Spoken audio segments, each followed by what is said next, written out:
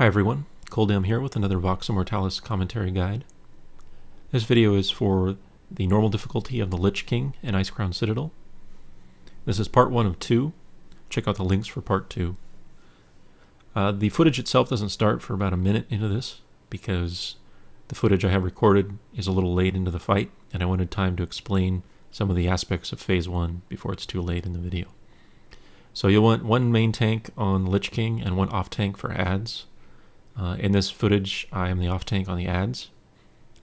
And during phase 1, Lich King will spawn sets of 3 ghouls near him very frequently, and then not as frequently he'll spawn 1 shambling horror. All of these should be picked up by your ad tank. The way we have positions set up, you'll see in a moment when the footage starts, is everyone is stacked up on the Lich King, all healers and DPS, and then the ad tank, which is myself in this video, is off to the side about 10 or 15 yards by himself, trying to control the ads. The reason that I'm off by myself with the ads is because of an ability called Necrotic Plague.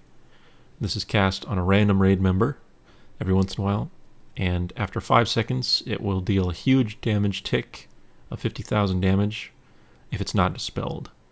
So you have 5 seconds in which to dispel it before the player dies. However, once it's dispelled, it will jump to the nearest target. This can be an enemy or a player. So the reason we position all the ads over to one side with no one else near them is the person with Necrotic Plague runs over near the ad stack on the off tank, gets dispelled, their plague jumps usually to a mob, and then that will deal damage to the mob. When Necrotic Plague kills a mob, it increases its stack size and jumps to a new target. So every stack increases the damage it deals every tick by 50,000. So when you get to 15 or 20 stacks, it's going to do so much damage that it kills all the ads for you. The ghouls are not dangerous, but the shambling horrors have a shockwave, which is a cone in front of them, and they can also enrage. So when there's 2 of them, your tank that's on them should use a cooldown and save his stuns for any enraged ones. Once the Lich King is burned to 70%, he'll go into his next phase, which is transitional. He runs to the center and starts casting Remorseless Winter, which is around 45-yard frost AE, so everyone needs to run to the outer edge, as you can see we've done. Then he'll just channel a sort of conal attack on random raid members, so you kind of want to spread out. And lastly, Raging Spirits will spawn, which are spawned from random raid member locations, and they need to be quickly picked up by a tank and faced away from the raid. They have a frontal cone attack, which is pretty significant damage and silences for a few seconds. So there's going to be 3 of these during the first transitional phase. If you can kill 2 of them before the phase ends in 60 seconds, that's ideal. Lastly, you might have seen these frost spheres that are flying from the Lich King. They have low health and they move slowly, but if they reach someone in melee range, they'll knock that player off the platform and they'll die. They'll also be unresable. So after 60 seconds, the platform starts to shake and you have a few seconds to run inward before it collapses as it just did. Usually you'll have 1 or 2 Raging Spirits left up, unless your DPS is extremely high.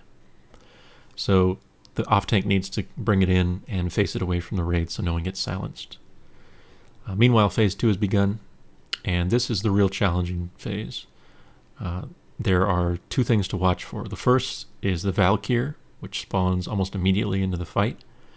Valkyr will pick a random raid member, not one of the tanks, and pick them up. They're unable to cast, they're basically stunned, and it will start flying them toward the closest edge of the platform from where they started. So this means you can actually control the direction they fly by slightly positioning all the raid members that are potential targets off-center from one side.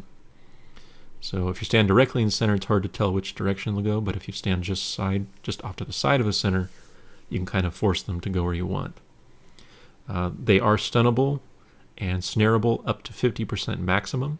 So it's vital that you have at least 1 snare of 50% or more on them at all times. It's also pretty hard to kill them without at least 1 stun every time. Again, unless your DPS is really high. But if you're just learning this fight and you're geared for it as it's meant to be, it's going to be very difficult to get used to that. We use 2 paladins. They alternate their 6-second stun every spawn. And then, as a protection warrior, I follow that up with my own stuns to help people out. The next thing is a tank-only ability called Soul Reaper. It's cast every 30 seconds like clockwork on the main tank. And this will hit the tank for pretty significant damage, and then 5 seconds later a debuff will expire that hits the tank for 50,000 shadow damage and increases the Lich King's physical damage by 100%. Now there's a couple ways you can deal with this. You can have the off-tank taunt the Lich King briefly, so that the main tank is pretty much guaranteed to be full health and therefore not die from that 50,000 hit. But we chose to use a protection warrior talent called Safeguard, which causes the target of Intervene to take 30% less damage for 6 seconds. So that's basically my job. I have a warning set up for Soul Reaper, and I intervene our main tank just before it hits, and that reduces the damage you take significantly. But either way, it pretty much works. And so the last mechanic is really the other difficult one, called Defile. This is cast very frequently during this phase on a random raid member. Anyone is a valid target. And the Lich King will actually target that person and start his cast. It's a short cast time. And then once he finishes the cast, a black puddle, as you can see around the room they've been, is cast underneath that player. And this deals damage, obviously, standing in it. But more importantly, it also expands in size every time the cloud actually ticks on someone. So it's important that you have people ready to get out of that and try to spread out properly. So this is where the challenge of this phase comes in. You want to be bunched up and toward the center as much as possible, so the Valkyr have to take longer to get to the edge. But if you're too bunched up when Defile hits, then people won't get out of it fast enough. They'll tick damage on it, and it will expand and fill up the entire room very quickly. So the way we handle this is just try to watch your timers, be ready for when Defile's about to hit, have the raid spread out, and then once you know Valkyr will come before Defile next time, then you stack up slightly off center in the middle of the room, and that'll give you maximum time on the Valkyr. So you just kind of repeat this process back and forth. Also, there's an ability I forgot to mention from Phase 1 and Phase 2 called Infest. This is cast on every raid member. It does around 7,000 shadow damage, but it causes a debuff. And this will basically be a stacking dot that increases in damage over time as long as the debuff is up. And the dot is only removed when that player is healed past 90%, I believe, of their total health. So one way to deal with this, and the way we chose to do it, is to use a Disciplined Priest with Power Word Shield.